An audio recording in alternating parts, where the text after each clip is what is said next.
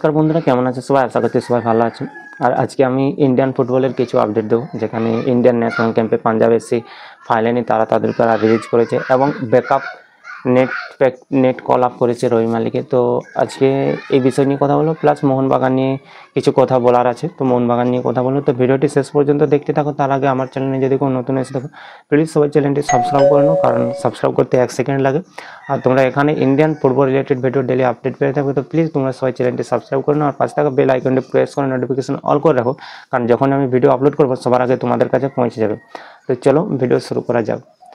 তো বন্ধুরা, finally Punjab FC তারা প্লেয়ার রিলিজ করেছে। পাঞ্জাব এফসির যে প্লেয়ারগুলোকে সিলেকশন করা হয়েছিল, যেমন মোহাম্মদ সোহেল, পরমবীর এবং মোহাম্মদ উবিস, তো তারা তাদের ডিসিশন চেঞ্জ করেছে। তারা তাদের প্লেয়ার রিলিজ করবে। তারা 30 তারিখের মধ্যে তারা প্লেয়ার রিলিজ করে দেবে। তো যাই হোক, এটা একটা ইন্ডিয়ান ফুটবলের দিক থেকে ভালো খবর, যেখানে আমরা দেখেছি পরমবীর এবং মোহাম্মদ সোহেল অসাধারণ পারফরমেন্স করেছে। আন্ডার-23 দলের হয়ে দারুণ পারফরমেন্স করেছে। তো তাদেরকে আমরা তাদের যে প্রাপ্যটা ছিল ন্যাশনাল ক্যাম্পে ডাকার, যে তাদের প্রাপ্য ছিল সে তারা প্রাপ্য পেয়েছে এবং ক্লাবও ঠিক সময় মতো ফিফা ইউনিটেতে তাদেরকে ফিরিয়ে দিয়েছে এবং ছেড়েছে। তো যথেষ্ট একটা ভালো ব্যাপার যে আমরা 3জন ভালো প্লেয়ারকে আমরা, যাদেরকে খালিদ জামি কল আপ করেছিল, তাদেরকে দেখতে পাবো।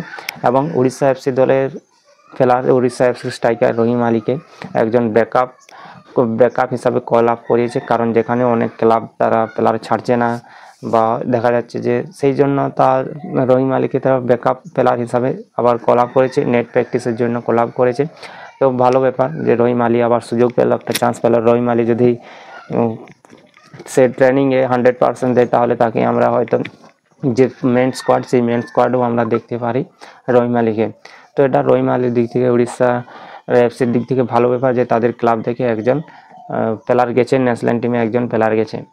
মোহনবাগানের আজকে ভাই ইরান সফরে যাওয়ার ডেট আছে, আজকে বিকালবেলা ইরান সফরে যাবে, কিন্তু এখনও পুরোপুরি কনফার্ম নেই যে তারা যাবে কি যাবে না। কিন্তু 6জন বিদেশি তারা বলেছে যে যাবে না, 6জন বিদেশি বলেছে তারা যাবে না, কারণ আমরা জানি যে ভিসা সমস্যা, প্লাস আরও একটা ইস্যু ছিল, রাজনৈতিক ইস্যু ছিল। তো সেখানে অস্ট্রেলিয়ার যে প্লেয়ার আছে তাদেরকে, অস্ট্রেলিয়ার যে দেশ, তারা সরাসরি মানা করে দিয়েছিল এবং অস্ট্রেলিয়ার প্লেয়াররা যেতে চাইছিল না রিজেন্ট রিস্ক নিয়ে। প্লাস আমাদের ইন্ডিয়ান প্লেয়ারদেরও উপর বা ইন্ডিয়ান যাদের আছে তাদের উপরেও ইরানে যাওয়া একটু বিপজ্জনক আছে, কারণ বলেছে যে ইরানে না যাওয়াই ভালো। আমাদের যে বিদেশ মন্ত্রী আছে তারা বলেছে যে ইরানে না যাওয়াই ভালো, কিন্তু তারপরেও যদি তুমি যাও ইরানে, তাহলে তুমি পুরোপুরি নিজের সেফটিতে যাবে এবং তুমি সেখান থেকে ফিরে আসবে, বা যদি কোনো ফিরে আসার জন্য অসুবিধা হয় তাহলে সেই প্রবলেমটা তোমাকে ফেস করতে হবে, গভর্নমেন্ট কিন্তু ফেস করবে না। তো সেই নিয়ে কালকে ট্রেনিং সেশনের পরে মানে কে ইরানে যাবে, কে ইরানে যাবে না, আমাদের দেশীয় প্লেয়াররা বা আমাদের যে ডোমেস্টিক প্লেয়াররা আছে, কে যাবে কে যাবে না, তাদেরকে জিজ্ঞাসা করার ছিল। কিন্তু এখন পর্যন্ত খবর পাওয়া যায়নি যে কে যাবে বলে। কিন্তু হ্যাঁ, আশা করছি যে ইন্ডিয়ান প্লেয়াররা সবাই যেতে চাইবে, কারণ যদি মোহনবাগান এফসি থেকে নাম উইথড্র করে নেয়, তাহলে মোহনবাগান যে ফ্যান্স আছে বা মোহনবাগান যে বলে যে তারা ACL2 এর জন্য তারা প্রিপারেশন করে, তারা ISL এর জন্য প্রিপারেশন করে না, তো তাদের মোহনবাগান ম্যানেজমেন্টকে অনেক কথা শুনতে হবে যে তারা শুধু ISL এর জন্যই খেলে এবং ACL2কে তারা গুরুত্ব দেয় না, শুধু ISLকেই তারা গুরুত্ব দেয়। এই প্লাস মোহনবাগান সমর্থকদের, প্লাস এখানে সঞ্জীব গোয়েঙ্কার মন ভেঙে যাবে যে এত টাকা খরচা করার পরেও যদি ইরানের মতো কান্ট্রিতে না যায়, না গিয়ে খেলে, বারবার যদি তারা এফসির মতো টুর্নামেন্ট থেকে নাম উইথড্র করে নেয়, তাহলে একজন মোহনবাগান ফ্যান্স প্লাস ইন্ডিয়ান যে ফ্যান্সরা আশা করে মোহনবাগানের উপর যে ACL2তে ভালো করবে, তো সবারই মন ভেঙে যাবে, সবারই মোহনবাগানের উপর থেকে ভরসা উঠে যাবে যে বারবার এরকম করছে। কিন্তু হ্যাঁ, একটা চ্যালেঞ্জিং ব্যাপার আছে যে তারা যদি যায় ইরানে, তো পুরোপুরি যদি কোনো প্রবলেম হয় ফিরে আসাতে, যদি কোনো প্রবলেম হয়, কোনো প্রবলেম ফেস করতে হয়, তাহলে সেই পুরোপুরি দায়ভারটা মোহনবাগান ম্যানেজমেন্টের উপর যাবে, মোহনবাগান ম্যানেজমেন্টের উপর পড়বে। তো যথেষ্ট একটা টাফ ব্যাপার আছে, টাফ সিচুয়েশানে আছে।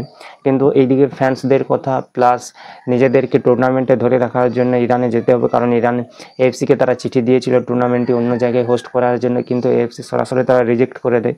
কিন্তু খেলতে হলে, টুর্নামেন্টে থাকতে হলে, টিকে থাকতে থাকতে হলে মোহনবাগানকে ইরানে যেতেই হবে। আবার যদি বারবার যদি এরকম করে তাহলে হয়তো এএফসি একটা বড় পদক্ষেপও নিতে পারে, হয়তো পরে 2-3 বছর পর্যন্ত তাই মোহনবাগানকে ব্যান করতে পারে এএফসি। তারা যদি এএফসির খেলার জন্য যদি যোগ্যতা অর্জনও করে তারপরেও তারা হয়তো ব্যান খেতে পারে, যে তারা এএফসি বা এসিএল 2-তে তারা অংশগ্রহণ করতে পারবে না। তো ওভারঅল দেখা গেলে চারদিক থেকে মোহনবাগান ম্যানেজমেন্টের উপর সমস্যায় আছে। তারপরেও মোহনবাগান ম্যানেজমেন্টকে একটা ঠিক করতে হবে, একটা ডিসিশন নিতে হবে যে তারা কি করবে। আশা করছি যেতে তো হবেই ভাই, কারণ মোহনবাগান সমর্থকদের উপর যদি দেখে রিস্ক নিয়ে যেতে হবে, রিস্ক নিয়ে হলেও যেতে হবে। কারণ যদি বিদেশি প্লেয়াররা নাও যেতে চায়, ইন্ডিয়ান প্লেয়ারদেরকে নিয়ে যেতে হবে।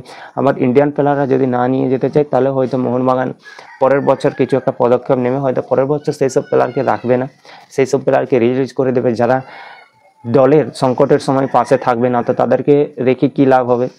তো যারা যেতে চাইবে না আশা করছি তাদেরকে রিলিজ করে দেবে, এরকম একটা হয়তো ডিসিশন নিতে পারে।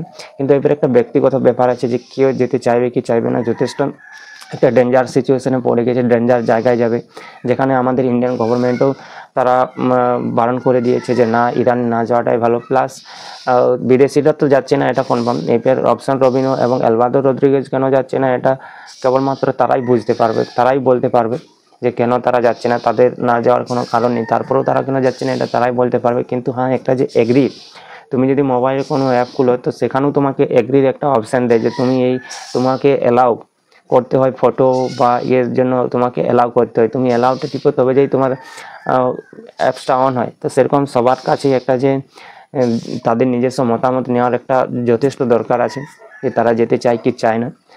তো আশা করছি আজকে যাবে মোহনবাগান যাবে, 6 যে ফরেনার্স আছে সেই ফরেনার ছাড়াই মোহনবাগান যাবে সেপান এফসির বিরুদ্ধে ম্যাচ খেলতে, এবং ম্যাচটি খেলে আসবে। আমরা রেজাল্টের আশা করছি না যে ভালো রেজাল্ট করবে বা ভালো ফল করবে, সে আশা করছি না সেপান এফসির বিরুদ্ধে হয়তো, কিন্তু ম্যাচটি খেলে আসুক, ম্যাচটি খেলে তাড়াতাড়ি করে বেরিয়ে আসুক, এটাই আমরা চাই যে ম্যাচটি খেলে তাড়াতাড়ি করে বেরিয়ে আসুক, এটাই চাই। কারণ এফসিতে টিকে থাকতে হবে মোহনবাগানকে, জাস্ট এইটুকুটাই বলবো যে এফসিকে মোহনবাগান এসিএল 2-তে মোহনবাগানকে টিকে থাকতে হলে মোহনবাগানকে যেতে হবে ইরানে এবং সেপান এফসির বিরুদ্ধে ম্যাচ খেলতে হবে। তাই রেজাল্ট যাই হোক, 3-0 গোল হোক বা 4-0 গোল হোক, 5-0 গোল হোক, যাই হোক খেলে আসতে হবে, এটা হচ্ছে বড় ব্যাপার।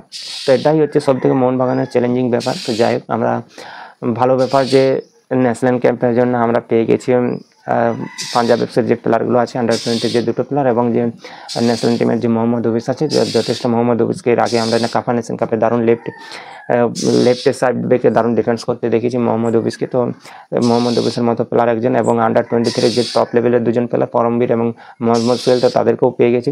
তো যথেষ্ট একটা ভালো ব্যাপার। রহিম আলিমকে এই যে ব্যাকআপ প্লেয়ার হিসাবেও পেয়ে গেছি, তো ভালো ব্যাপার। তো যাই হোক, একটা পজিটিভ রেজাল্ট আসছে। এরপর দেখা যাচ্ছে ইস্ট বেঙ্গল এবং ব্যাঙ্গালোর এফসি তাদের প্লেয়ার ছাড়ে কি ছাড়ে না। যদি ইস্ট বেঙ্গল এবং ব্যাঙ্গালোর এফসি যদি তাদের প্লেয়ার ছেড়ে দেয় 30 তারিখের মধ্যে বা 1 তারিখের মধ্যে, তাহলে খালিদ জামিল যে 30 জনের প্রোবেবল স্কোয়াড নেট ক্যাম্পের জন্য ঘোষণা করেছিল সবাইকে পেয়ে যাবে, এবং খালিদ জামিল নিজের পছন্দের মতো টিমটা সাজিয়ে যে FC Asian cup qualifier match আছে সিঙ্গাপুরের বিরুদ্ধে, সেই ম্যাচে ভালো ফল করবে, ভালো রেজাল্ট করবে, বেটার রেজাল্ট করবে। তো এই আশাই করব। তো দেখা যাক কী হয়। এখন আমাদের ইস্ট বেঙ্গলের ম্যানেজমেন্ট এবং ব্যাঙ্গালোর এফসির ম্যানেজমেন্ট কী করে এটাই দেখার আছে, এটাই দেখার আছে। তো ভাই, ভিডিও যদি ভালো লাগে লাইক করো ভাই, কমেন্ট করো যে তোমাদের মতামত কী, মোহনবাগান ইরানে যাওয়ার ব্যাপারে তোমাদের মতামত কি কমেন্ট করে জানাও, আর সাবস্ক্রাইব করতে কেউ বলো না। তো দেখা হচ্ছে পরের ভিডিওতে, ততক্ষণ পর্যন্ত সবাই সুস্থ থাকো, ভালো থাকো, জয় হিন্দ।